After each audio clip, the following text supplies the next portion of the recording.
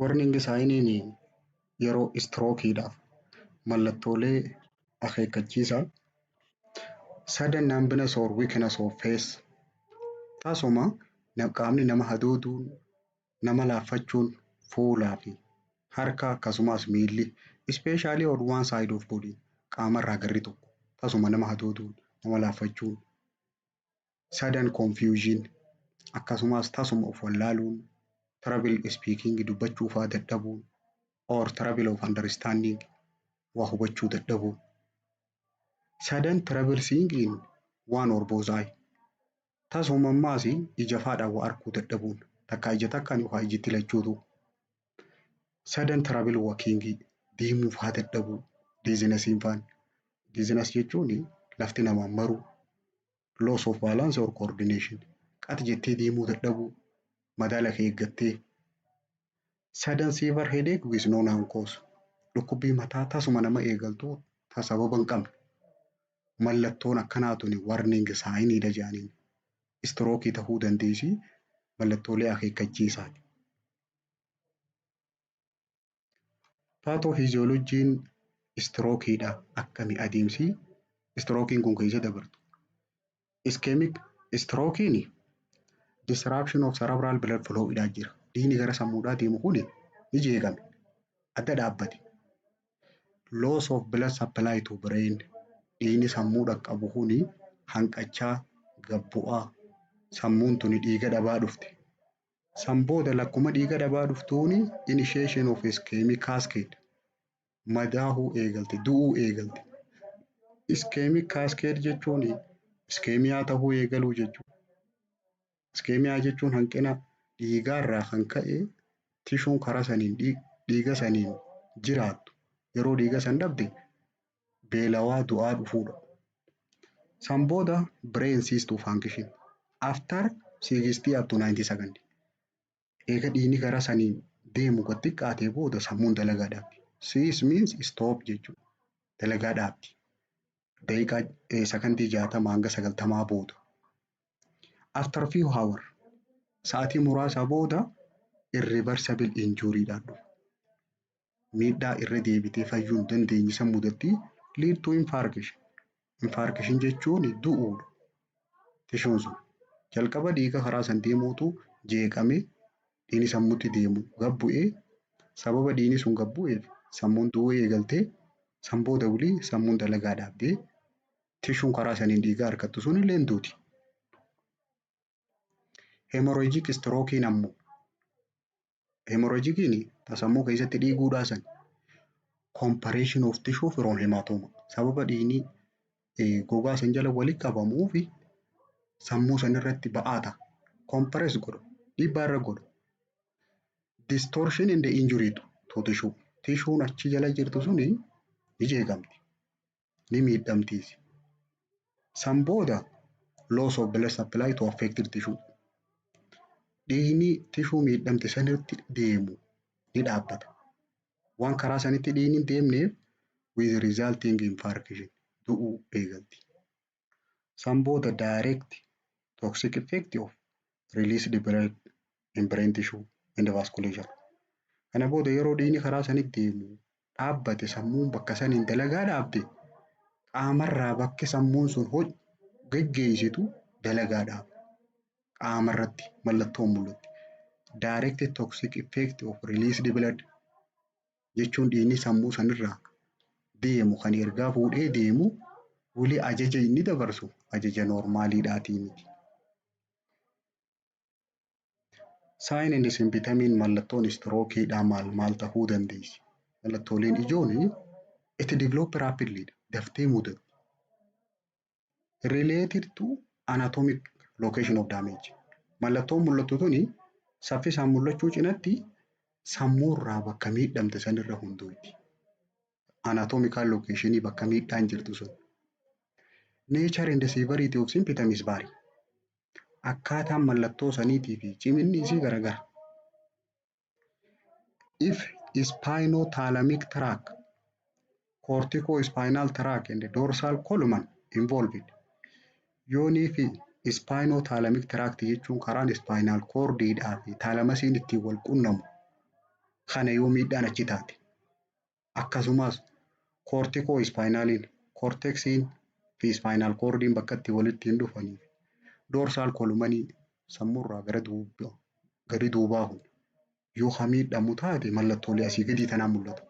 Mallattoolee akkam heemipaljiyaa. Heemipaljiyaa jechuun karri tokko paaralaayis ta'uu jechuudha. Paarshaal paaralaayisisidha. Qaamarraa garri tokko walakkaan tokko laamshahuu.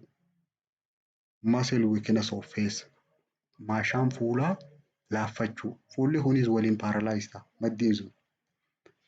And numbness. Numbness jechuun hadooduudha. Reduced sensory or vibratory sensation. Miirri kuni qaamonni miiraa hawaa fuudhu kun senseeshiniin isaa gabbu'a.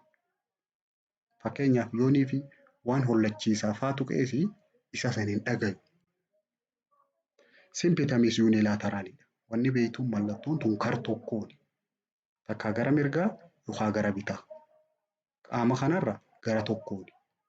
Heemipaljiyaa jechuunis akkanatti gadoon tun harka tokkoo fi miilli tokko walirra gaduu.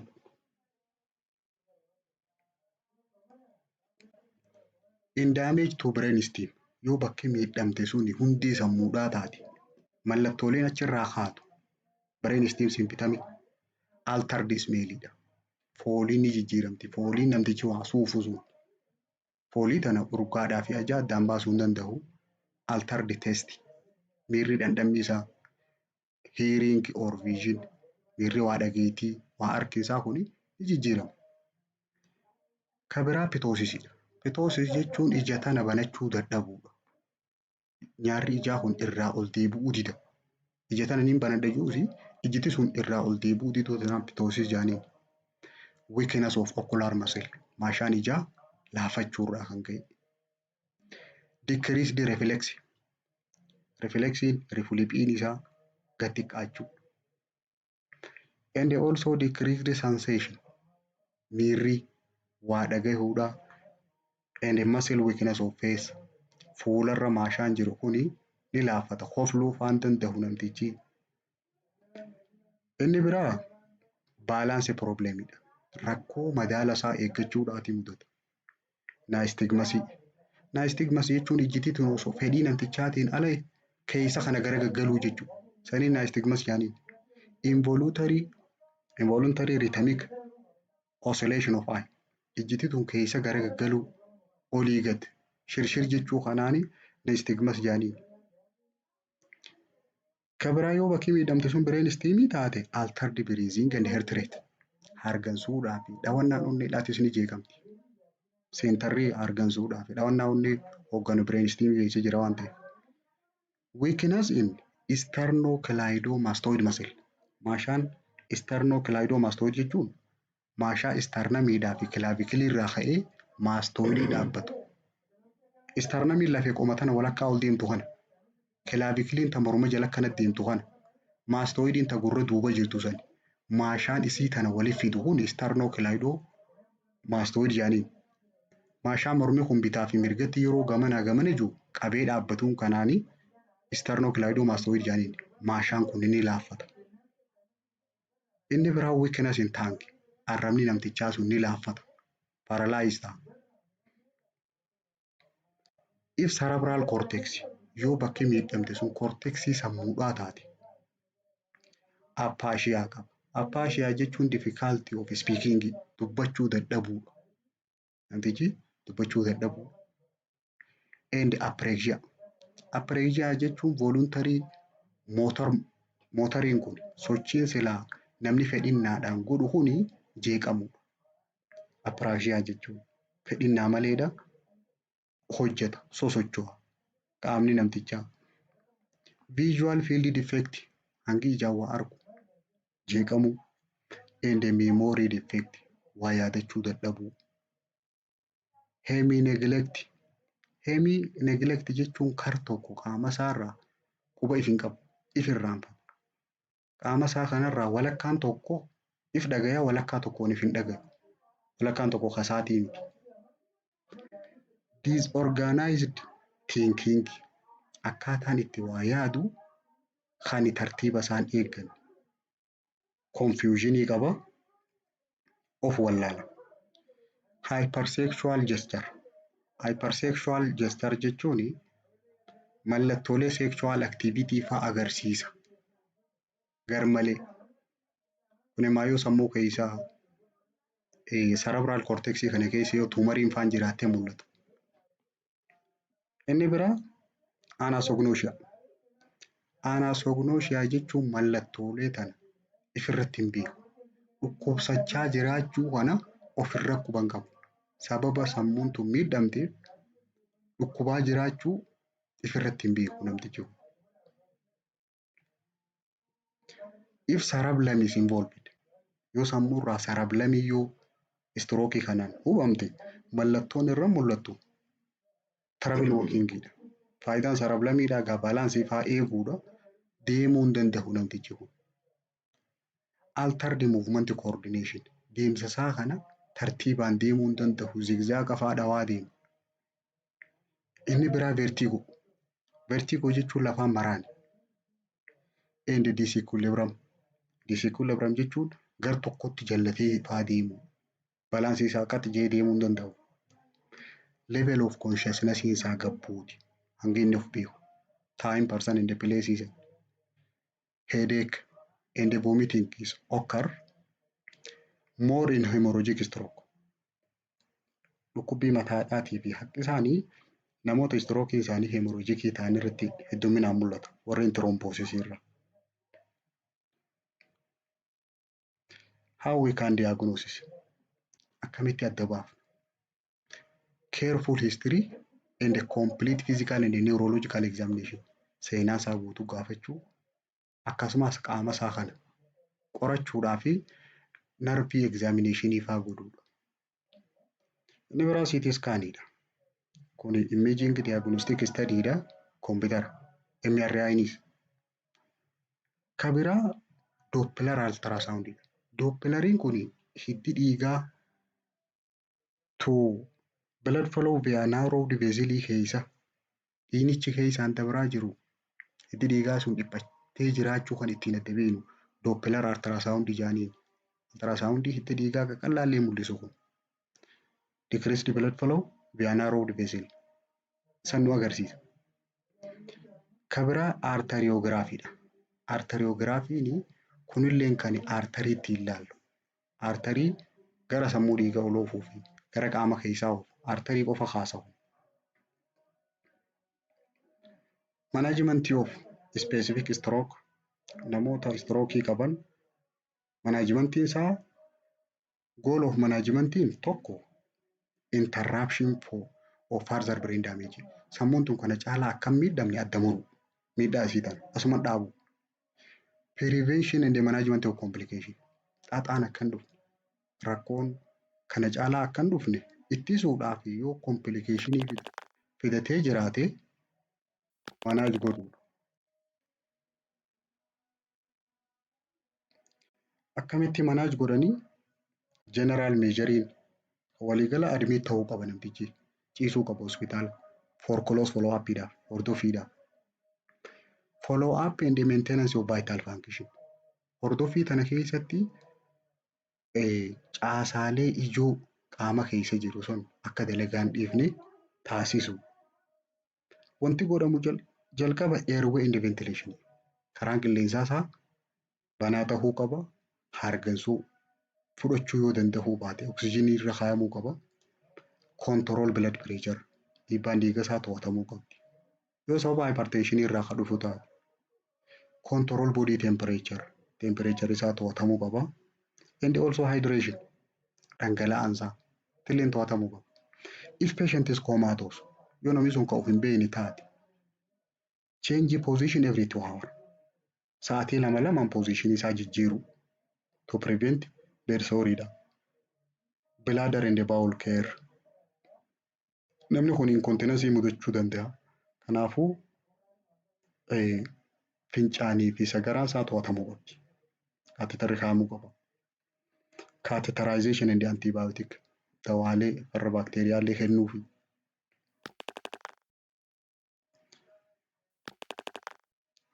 Management of specific etiology yoo laalle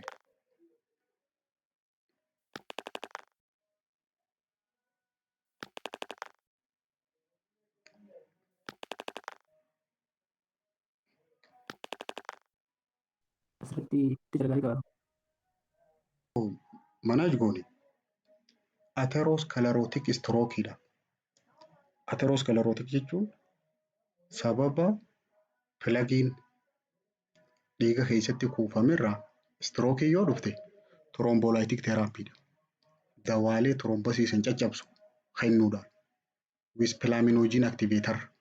Plasminogen activator jechuun filagii san waan kakaasu bakka inni itti kan taree jiru sanii anticoagulantii dawaalee dhiigni kan tarre godhan heepariin fa'a, warfariin, aspiriin warreen akkanaa kana kennuudha. Low dose of heparin can give for prevention of thromboembolism. Heparinii kana doozii isaa xiqqaa akka ittisaatti illee kennuuf ni danda'ama. Akka ittisaa thromboembolismidha. Thromboembolism jechuun dhiigni bakka biraatti kan taree dhiiga kaanii wajjin deemaa bakka biraa kan dhayneef dhiigni kan tarre san dhorkuudhaaf heparin illee ni kennaniif. Control of hypertension. Hypertensionii to'achuu. Kabira antiplatelet aggregation agentidha. Dawaalee pilaatileetiin akka walitti kan tarre dhorkan. General recommendationiin dawaaleen ajajamu keessaa kan walii galaa acetyl salicylic acididha. Aspiriin miligiraama 325 once daily guyyatti yeroo takka. Aspiriiniin kun maal godha? Reduce incidence of stroke and vascular mortality. Carraa strookii kanaatii fi carraa rakkoo hidda dhiigaa kanarraa namtichi strookii mudatee du'uudhaa san hir'isa. Dhiigni kan tarree godha. It may not help to resolve already formed. Garuu dhiiga kan tare ka duraan ture sani caccabsuu hin danda'u. Thrombosis san caccabsuu hin danda'u. Garuu akkan uumamne godha inni kun. Acetyl salicylic acidiin recurrence of strokeedha ittisa malee thrombosii uumamte san caccabsuu hin danda'u. Ka thrombosii san caccabsu thrombolyticidha. Embolic stroke yoo taate kaardiyoojenikii sababa onnee keessaa embolasiin kaatee gara sammuudhaa deemteen kan dhufu yoo taate anticoagulation with heparin should be initiated. Dawaalee dhiigni kan tarre godhan heparinii wajjin yeroo sanii galamuu qabu. When acute phase of stroke is over. Yeroon jalqaba isiin nama qabdu sun yeroo dhume yeroo saniin eegalamuu qabu. Care should be taken to avoid traumatic injury. Tajaajilli godhamuufii qabu akka miidhaan dhufne ittisuudhaa fi for chronic anticoagulation warfariin kennama. Yoonii fi garmalee haa coagulationiin sun ture taate warfariin kennamaaf bakka heparinii daasan. Intracerebral hemorrhage yoo sammuu keessatti dhiiguun jiraate yoo sanirraa kan strookiin dhufu taate continuous supportive measureidha. Tajaajila deeggarsaa dabalataa kennuu fi control very high blood pressure dhiibbaa dhiigaa ta'uu kaatu san to'achuu. For removing cerebral hematoma surgical consultation baqaifamuu qaba. Dhiita sammuu keessaa san dhabamsiisuudha. Cerebral hematoma san dhabamsiisuuf. If patient is hypertensive, namtichi kun yoo dhiibbaa dhiigaa ol ka'aa qabaate, dhiigni isaa akkatti ol ka'e yoo taate, short acting anti-hypertensive drug filatamaadha. Dawaalee dhiibbaa dhiigaa dafanii gabbuusan kan yeroo gabaabaadha. To reduce cerebral edema diureticsii kennaniif. Dhiita sammuudhaa san hir'isuudhaaf diureticsii warreen dhiita san fincaanii yaasu. In case of subarachnoid hemorrhage, yoonii fi subarachnoidii keessatti dhiigni yaa'u jiraatu taate dura maatarpiyaa and subarachnoidii kara sammuutti gaxaanu kana yoo dhiigu jiraatu taate supportive measurii kenna godhama. Supportive measurii jechuun deeggarsa dabalataa bed restii fa'aa sireerra boqochiisuu fa'aa sedaatiivii, dawaalee farra cinqiidhaa, analjeesiksii, dhukkubbiidhaatiif akkasumas laaksiitiif warreen sagaraa san lallaaffisanii baasan. And the control of hypertension dhiibbaa dhiigaa san to'achuudha. Dawaaleen hypertensionii kanarratti nuti yeroo kana kennamu nifedipine. Nifedipine is given to prevent neurologic deterioration due to vasospasm. Sababa itti dhiigaa sun garmalee walitti dhiphateef narviin tun akka kana caalaa hin laafanne dhorkuudhaaf wanni nifedipine kennamuuf.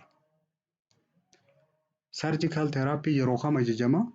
When vascular aneurysm yoo itti dhiigaa kan dhiphatee jiraatu jiraate. Aneurysm jechuun karaa tokkoon dhiphatee irraa achiin bal'achuu jechuu jidduu sanii dhiigni walitti qabamu. Aneurysm jaaniin. It treated surgically.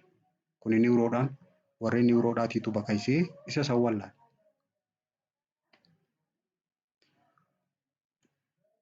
Nursing processii